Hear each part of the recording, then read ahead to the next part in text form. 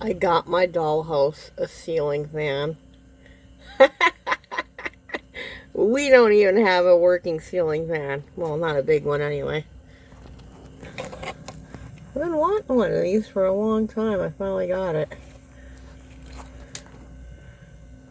Anyway, this is what the kitchen currently looks like. I keep meaning to put blue paint over that white splotch up there, but I never get around to it. But yeah. Isn't this just so cool?